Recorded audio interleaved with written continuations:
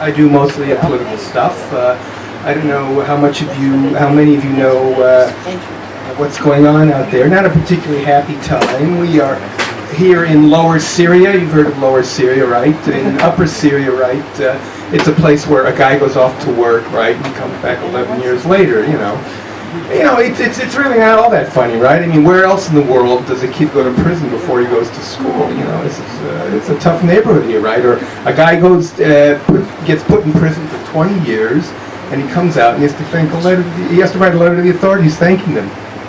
Tough times. It's a tough neighborhood here. We had today was supposed to sail in our direction the flotilla, right? And it got delayed again. They think it's sabotage, but they really don't know the real reasons. I mean, like the state controller, Lyndon Strauss, told them, well, I didn't finish writing up the disaster on the first flotilla. Why don't you wait until I write that up and you can come and show us what the second one is giving, right? They're also not coming because we have a doctors and nurses strike here, right? So they know that if they show up and they get the usual Israeli treatment, they're not going to have a very good time. Anybody here following this doctor strike? We have the doctors and nurses strike. Every time they get close to signing, some guy comes into the negotiation and says, I just have one question. Let me get my question answered, and you can sign. The only people who are happy with this strike are the Burial Society, the Hebra Kadisha. And, of course, the general public, when are you going to get done with this strike? Because there are a lot of other people who want to strike out there. Anyway, Barak, our Ehud Barak, our defense minister says, if these people really had a humanitarian motivation, they would break the cottage cheese embargo on Israel, because that is, in our mind, what's the most important thing. I mean, all over the Middle East, there are these dictators who are falling because of Facebook, right? And here, there's Libya fell, and in Egypt they fell. And here, of course, they're breaking the last Middle East dictator, Tanuva, right? Of course, on the other hand, the people at Tanuva are plotting with Assad and Gaddafi, thinking, how are we going to take down, this social network site? Yeah, it's sort of a weird situation. And but this whole cottage cheese thing, no one really seems to know what's going on, right? Like in Bnei Brak, they were just, we were just totally misunderstood, right? We didn't say you shouldn't eat cottage cheese, just you should wait 6 hours after you eat, then you can eat cottage cheese. The classic story. Actually, the best solution I saw to bring down the price of cottage cheese was, on the container, right, there's this picture of a cottage, right? Well, I think if they put a picture of it just like a 2-bedroom apartment or something, maybe it'd be a lot cheaper.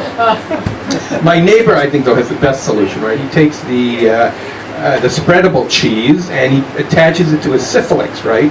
And then, fills it with gas, and it looks pretty close to cottage cheese. Not too bad. This guy, there is an Israeli-American, right, by the name of Ilan Grappel, who is presently in a Egyptian prison, right, So, of course, how did they know that he was Israeli? Because he joined this Facebook boycott of cottage cheese. And then why did they suspect that he was a Mossad agent, of course? Because none of the towels disappeared from his room. Those are two telltale signs that there's something going on, right? So Netanyahu says, okay, look, just treat this guy nicely. We'll swap him for, you have your Mossad agent. We will give you Meir Dagan instead of him, right? And I don't know if any of you know what's happening with Meir Dagan, the former head of the Mossad who's on the outs. But of course the Egyptians say, don't worry, we'll treat him very well, just like a former president of state, we'll give him the royal treatment, And of course Obama pipes in, this is just inconceivable that an American citizen would be in jail for spying on behalf of Israel, It just doesn't work. Doesn't work in Egypt, maybe it works in America. But this Meir Dagan, anybody know who he is, right? The former head of the Mossad, right? So, what happened was that he started blabbing at the end of his tenure, and now he's on the out, so they want him to turn in all his diplomatic passport. Of course, the problem is that not only his diplomatic passport, he's got to turn in his 4 tennis rackets, his training suit, his fake mustache, but, it might work out. And then in the end, they said, okay, look, you know what, you can keep your diplomatic passport, but just, make sure you buy a one-way ticket and don't come back, And then, of course, we had this past week the celebrities for Gilad Shalit. this is just a sad story with this poor soldier. But of course, everyone's ready to milk it for their own gains, right? You know, these sort of 24 celebrities each spent an hour in a dungeon jail cell on behalf of Gilad, right? So what happens, of course, is that these celebrities didn't understand that an hour with commercial breaks actually is 2.5 hours. Okay, so that was the first shock. And then, of course, you know, they had, everyone wanted to participate, right? So they had the MKs, Hanan Zouawi and Ahmad Tibi were there as the Hamasnik kind, you know, they put on the mask a little bit.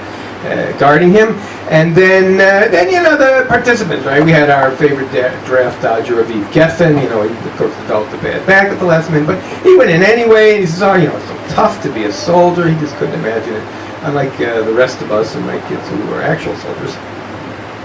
And of course, you know, nothing in Israel goes without developing a trend, right? So these dungeons that this guy is staying in are now the latest hit in the summer camp set, right? Every summer camp has their own latest dungeon, and the gloomier the better. You know, why pass up an opportunity? Okay. So what happened then, of course, now is that Netanyahu gets about, I don't know, maybe 300,000 SMSs each night. You know, do something. Okay. So he said, "This is it. I'm taking off my kid gloves, and these Hamas guys in jail are not going to have it so easy." Now, I don't know how many of you know of it, but almost all of them are enrolled in the Open University, getting a degree here, these Hamasniks. And to them, what's the hardest thing about jail? They'll all tell you it's Econ 101, micro and macro. It's just really, it's a bear. Oh my gosh. So, of course, Netanyahu says, you know what, I'm going to make this really hard for them, right? So what did he say? He said, you can't get a master's without an 85 average, okay? Now that's like really, it's really sticking to him. Of course, this is, you know, and he's going to say it's not a Ketana anymore, right? It's no more summer camp, because this is the beginning of July, and it's sort of problematic for everybody. And then, so he doesn't know what or how he's going to handle them. Of course, and you know, these guys are, you know, like, they go on a hunger strike at 11 at night, and then breakfast arrives, and then they cancel the hunger strike. You know, not to eat this food, that would be criminal, you know. So, you know, they really have it tough. So in the end, they said, okay, you know what, we'll do our bit for Gilad Shalit. He can go free, but you can't kick us out of here. You know, that's the way they're going to kick in and help this all go. And then, you know, we have our other assorted scandals in the Labor Party. It's back to the future with, you know, all the voter scandals. And then here in Israel, they do a lot of sports betting. I don't know if you've seen this. You know, there's the Loto that, you know, like, this is Ariella. You know, you just want a cottage cheese. You know, but so anyway, so the latest scandal, of course, is that the head of the Football Association is accused of fixing matches, right? So. The bottom line is all the bets now are how is this trial going to come out? You know, it's like 2 degrees removed. And then, of course, the Football Association had one good moment, or actually 2.5 hours last 2 weeks ago, when Bob Dylan performed, right? And they could finally say, look at this. Finally, something worse than the Professional Football Association at the Ramat Gan Stadium. I went to see him, I have to tell you, and he croaks, you know. I mean, this is the headline tonight, that Dylan croaked, you know. At his height, he could sing 7 notes, and by the age of 70, maybe he could sing 2. Anyway, and then, of course, we have our last Israeli bit of news, is we had Ehud Olmert. You know what Ehud Olmert is? Our disgrace, boo. So he's blabbing away, and he's got the same headlines. You know, this week's headlines was double funding. He says, "What's so wrong with double funding? I was going to get double funding for the peace agreement." You know, I mean, that's his, you know, the Europeans and the Americans are going to pay for it. Or he, you know, says, "You know, I was too busy to worry about it." Right? You know, they asked him about the Lebanese war. You know, I didn't deal with that. I was too busy to worry about it. Anyway, that's Ehud Barak and Ehud Olmert and our small world. Out there in the larger world, we're talking about social networks, right? The Pope this week got onto Twitter, right? So what was the rationale behind this? Because the Catholic Church wanted to reach out to young people without hush money being involved, right? So this was, I feel, was the best way that they could actually reach them, you know. In New York, right, they passed a gay marriage law, right? And of course, it's just a boom for the divorce lawyers, you know. I mean, double your chances of a date. And then you know, the Republicans are all over the map on this, you know, and Newt Gingrich is one of many. Well, you know, think that matrimony should be something between a man and his first wife, or his second wife, or his third wife. That's what marriage is all about. And then, right, so then we have Anthony Weiner, right? You know, oh boy, what a shanda on the Jews. Okay, you know. So there he is in New York, and of course he wants to help pick a successor, right? And whoa, who wants his recommendation, you know? And so he's interviewing the people, right? So his first question is, what is the difference between reply and reply all? You know? You know, he's got a little bit of sense, but of course not much. And now, of course, he's moved over to the private sector, but I think the private sector was what got him into all that trouble in the first place. So hopefully he's going to find himself, and, you know, whatever, by himself. And Obama, of course, has now started tweeting, you know, and whoa, Weiner says, you know, you don't want to go there, but there's a different level of obscenity here, you know, because when Obama tweets, the obscenity are these unemployment numbers, you know, it's a whole different world, right? You know, he gets up there, Obama, and he releases 30 million barrels of oil from the strategic reserve, right? And why is that? Because there's a disaster on the horizon. What's the disaster? Of course, it's poll numbers. You know, and in America, you know, whatever, 2/3 of the people think that America's going in the wrong direction, right? But okay, look, well, with all those high gas prices and that lousy traffic, they're not going to get there very soon. So, I mean, no one's really very worried about it. And Obama had this video recently. I don't know if you guys saw this. He goes into a crowd, working the crowd, and he picks up this baby that was crying, right? And the baby stops crying. It was like really weird. I mean, like, when was the last time you saw a politician pick up a baby in a crowd that wasn't his? You know, I mean, it was just really, it was just like unbelievable, you know. And we had Father's Day a week and a half or so ago, right? And everyone knows what Father's Day is, right? It's the day when dads get such crappy presents that they know that everybody loves their mother, you know? I mean, it's not really a happy time, right? You know, I mean, fathers are now spending more time with their kids, right? There's a new trend, right? It's called unemployment. But it's sort of really, it's a hard time, right? I mean, what you get a father, right? You get him a tie or a slipper. I mean, what do you get for somebody who only leaves the house once a day to go to the liquor store? I mean, you know, there really isn't all that many presents to pick up for him. And of course, out in Beverly Hills, where all my comedy writers are, you know, it's really tough because, I mean, these kids have like 3 fathers. You know, they have their biological father, they have their stepfather, they have their surrogate father. You know, well, you just don't get them anything. And we have July 4th coming up this week, right? You know, here for July 4th, right? Really, it's really a great holiday. I mean, Americans really love it because why? You know, there are no presents. There is no church. You just get a 6-pack. A trunk full of lighter fluid and explosives, you know, to drown out the gunfire. It's just a great time. I always enjoy it, you know. Initially, we celebrated it because we were liberating ourselves from the British, and now hopefully someday we'll liberate ourselves from the Chinese. But it's really a fun time, you know. And of course, in Canada they have Canada Day. Anyone care about that? All right, we'll pass on the Canada Day joke. Anyway, so I live here in Israel, in Rehovot. I'm a neighbor of Chani's, and we have a great time here. We have a Kiddush every Shabbat, you know, and so at the Kiddush we have a Scotch Club, no less, of which I'm the former president. And so the question always arises, yeah, it's really hilarious. The question arises that why aren't Jews big drinkers, okay? Because, I mean, it makes a lot of sense to get together, right? Because in my understanding is that they're not big drinkers because it interferes with the suffering. Because, I mean, we might be big drinkers, but we love to suffer even more than we love to drink. I don't know. And of course, there are just a million good bar jokes out there, I'm sure. I mean, like my neighbor, Mookie, whose parents came over on a camel from Kurdistan, right? I mean, he is what you call a drinker, right? He drinks between drinks, you know. The next drink is his drink is the next drink, is the best drink. You know, he could drink the table under the table.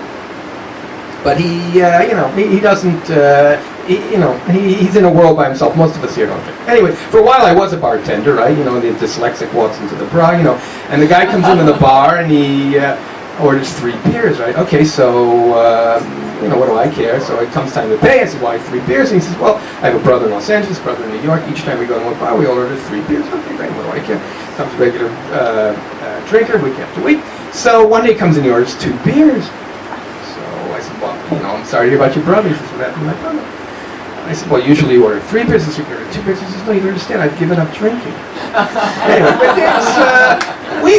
drinking jokes are great. The English are great, have great drinking jokes, right? I mean, what's the difference between an Irish funeral and an Irish wake, right? One less drunk. There you go. Heard it. Yeah. Whoa. Or what do you call a quadriplegic Irishman sitting on the porch? This is politically incorrect. Patio furniture? No.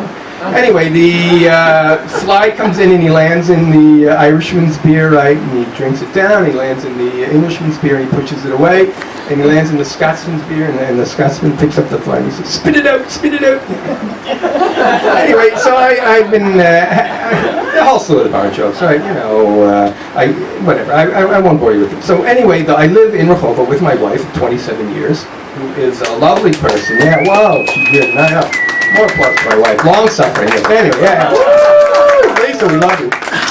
Anyway, yeah. So, but she's a great shopper. I mean, even as much as she's a great mother and a great wife, she's a great shopper. She has a black belt in shopping, okay? She's right now at the mall. She drops Tommy and I off. She went to the mall to go shop with her daughter tonight. I mean, she'll bring home anything marked down, right? She comes home with an escalator, I mean, when we walk, I have to hold her hand and she's going to shop more, Yeah, I mean, we went to Milwaukee for 3 weeks, and 3 stores in Rehovot closed down. It's the weirdest thing. So on our 25th anniversary, I said, well, what can I get you for our wedding anniversary? Would you like a weekend up north? No, I don't know. Should I redo the living room furniture? No. I don't know, a car, a house in the country? No. So I said to her, well, what do you want? She says, well, I want a divorce.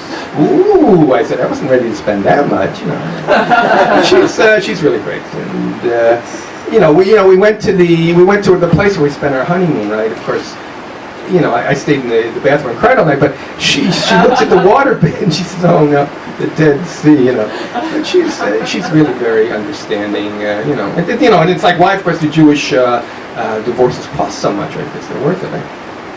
Anyway, you guys are fly regularly, right? You know what the TSA stands for, right? It's the 1,000 standing around, right? Or touch your sensitive areas or whatever. Traveler sexually assaulted. I don't know. It's kind of weird, you don't know what to do with these people, right? Of course, I haven't had this much action since high school. When you go through this line, you don't know, should you leave them a tip, or do you want to call yourself an opt-out, right? An opt-out is a noun, right? Unless you use that exact word, you get the screen, what do you call it? The enhanced screen procedure, which is a nudoscope or a naked scan or whatever you want to call it. But once you go to an opt-out, whoa, then you get a whole battery of terms. You get a pat down, right? Otherwise known as gate rape or freedom pats or freedom fondles, whatever it is. Freedom frisks, gropelope, whatever you call it. It's really an awesome time. And I love pats. But I don't know. I mean, should I tip these people? Yeah, it's a great time for me. And so everything is okay, of course, until you're almost at the end and the guy says, now you do me. That's kind of a little Anyway, thank you very much. You've been a lovely audience. Pinchas Levinson,